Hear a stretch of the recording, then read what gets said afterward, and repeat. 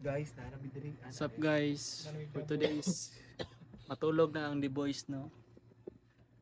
Prepare me kay mag-travel mi karon sa Malagos, Davao City. Manang kauban si Julen, Lloyd, and sponsor sa balay, Sal Uranda. Ug syempre inyong pinakagwapo nga vlogger. Cut. Hi guys, so wala pa si Sal Uranda karon, no? Nami karon diri right now sa Tulay. Sal, kung asa man ka nabilong karon, mabiyaan gyud mi og ban. Ato kaning bataan ni bay. Woo! Update na lang mo ron guys. Sal, ladyo ka Sal. Late ang trabaho nimo. Guys, nanami diri sa among ano, tuara si Sal, oh. Dugay kay na si Sal guys. Nakahulat mi sa Tulay og 30 minutes. Tara. Ano si Lloyd? Bieber. Darang langayan, no? Langayan, no. Ano yung mga advice ron si Sir Romer.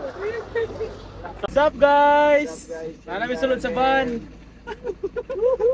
Wala, darang langayan, no? Anong? Mo na sponsor sa mong cake karon. Cake Francis. So, guys, kita-kita sa Davao, no?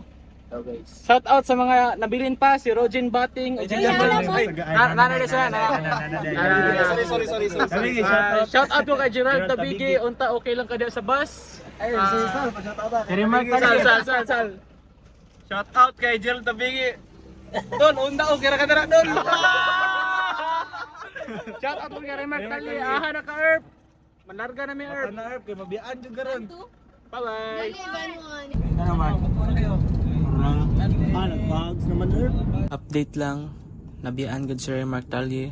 Erp, anta okay lang ka. So hi guys. Nanami karon sa Panabo, no? Luya guys sa Loranda. Di ba na? Tara ko mga tibay amigo. Panabo. Ano sa kuan guys?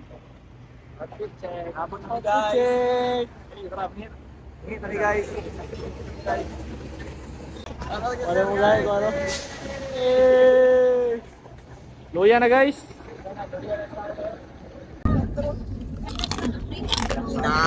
Bangers! Banati Erp!